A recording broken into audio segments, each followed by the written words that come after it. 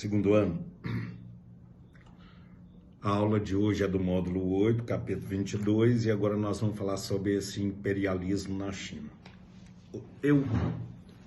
É muito interessante a maneira com que os europeus, eles entram na China,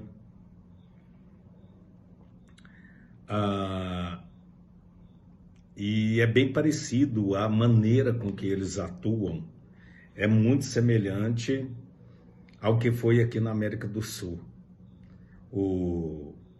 E aí a briga vai discorrer o seguinte: a China acaba sendo um mercado rico, em detrimento de quê? Em detrimento, depois eu vou lendo paulatinamente aqui para vocês, em detrimento dessa política protecionista. Óbvio que é aquilo que todo mundo quer e é muito criticado por todo mundo. Todo país que tem uma política que ela é protecionista, ela vai fazer o quê? A valorização da sua indústria e pouca entrada de mercadoria externa. Isso vai fazer com que a balança ela fique favorável. Diante disso, a China cresce. E aí, os europeus tentando de qualquer forma entrar na China. Resumidamente, vai ser isso aí. Eles tentam porque sabem desse grande poder. Tendo uma barreira muito fechada, eles tentam de outra maneira. E aí encontram um meio que seria, então, o ópio. E aí o ópio, ele... Daqui a pouco eu vou ler direitinho aqui para vocês.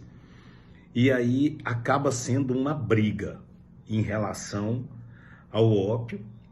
E a China entra, acaba então tendo um grande prejuízo com isso, porque acaba ela tendo com essa briga com as guerras do ópio, ele acaba tendo que fazer alguns tratados que davam abertura e acaba o monopólio e tem uma abertura então a vários portos da China para o mercado europeu.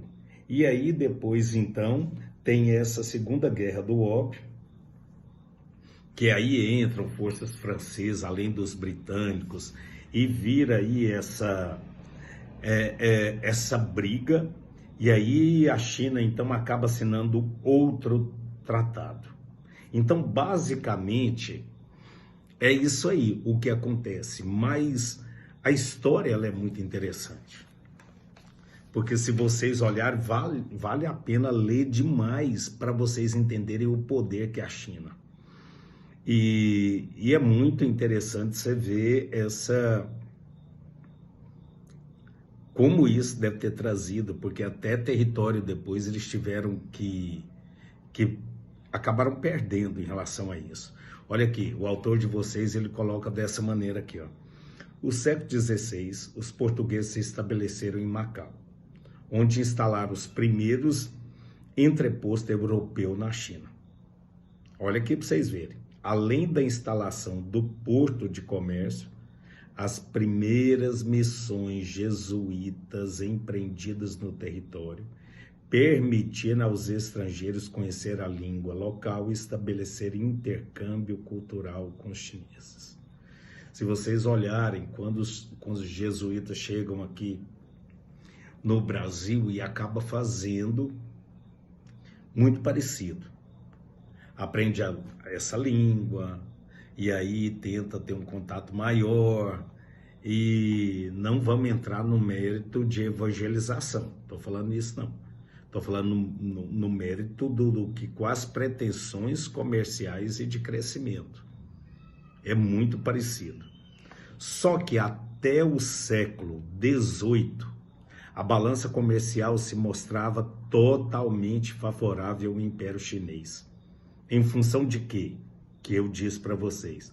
O desinteresse da China pela compra de produtos manufaturados europeus e o grande lucro obtido pela venda de mercadorias cobiçadas pelo mercado europeu. Ou seja, ele vendia mais do que comprava, que é o que toda nação tem que fazer. E aí, quais os produtos? Era a seda, a porcelana e o chá. E aí o que vai acontecer? É claro que a balança ela vai ficar inteiramente favorável. Quando numa nação ela toma esse meio, extremamente criticado pelos grandes capitalistas. Esse modelo de governo protecionista. O governo chinês, que adotava uma política protecionista, resistia à abertura de seus portos ao comércio internacional, só permitindo a entrada no país de comerciantes europeus, sobretudo ingleses, pelo Porto de Cantão. Você pode ver que ele fecha a maioria dos portos, deixando um só. Para que isso? Por quê? Porque você imagina, nós estamos no século XXI. É um país socialista, porém ele é o quê? Com abertura ao capitalismo. E aqui eu estou falando do quê? De século XVIII. Tá? Com a balança comercial desfavorável nas relações com a China, os britânicos tentaram a todo custo vencer as barreiras protecionistas para encontrar produtos que pudessem ser vendidos aos chineses. Claro, sabendo desse grande poder, você sabe que os britânicos, então, eles não vão se deixar por vencidos. Seria a mesma coisa hoje você tentar entender que os Estados Unidos hoje vai se dar por vencido em qualquer situação. No quesito aí, comércio e crescimento desse mundo capitalista dele. E aí eles acabaram descobrindo o que com isso? Eles descobriram a solução no ópio produzindo na Índia. Não foi difícil se infiltrarem no território indiano por meio das atividades dessa Companhia das Índias Orientais que nós vimos para contrabandear o produto. Prestem atenção. Em pouco tempo, a distribuição do ópio cresceu vertiginosamente.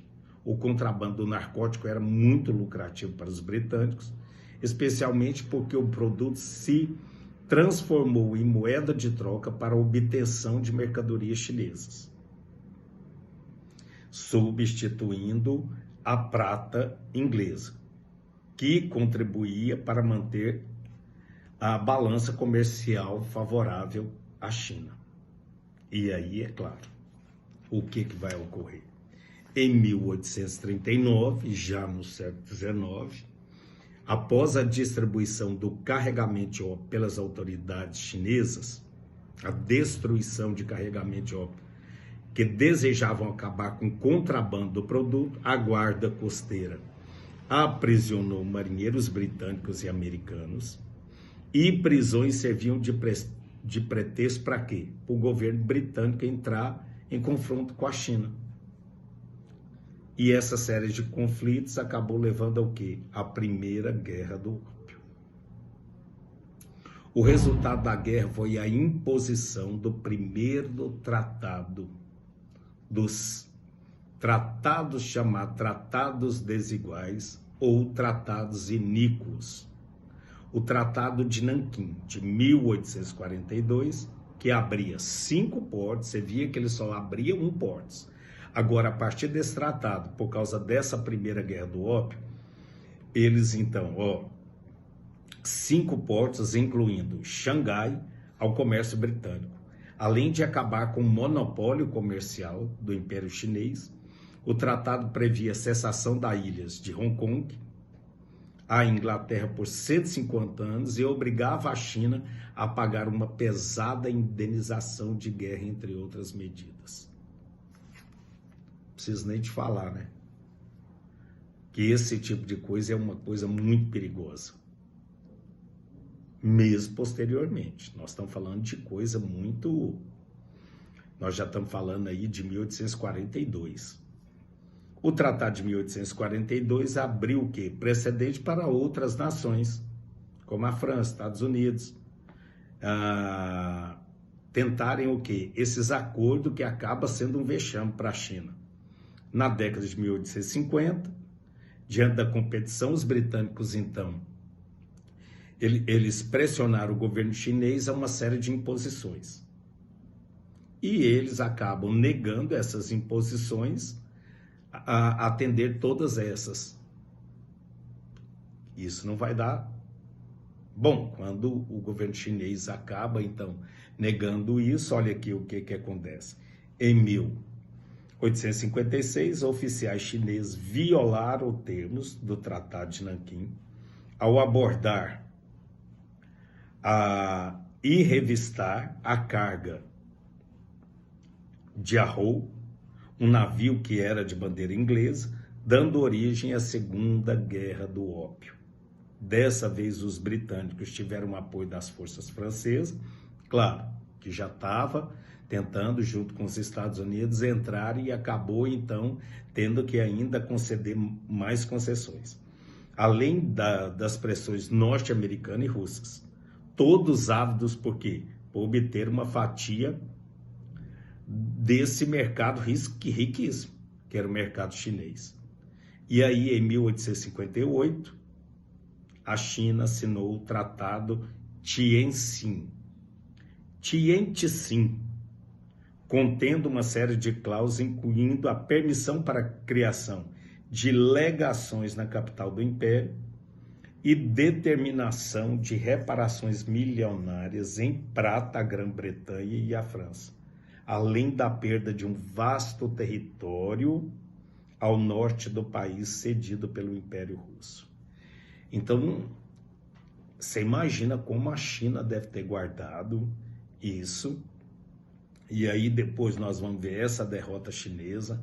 Amanhã a gente comenta sobre ela na nossa live, na primeira aula aí. E para a gente ter uma ideia, pelo menos assim, o contexto histórico nós vimos, o porquê que gerou isso. E aí, é claro, vai ter um problema sério que eles precisam reaver.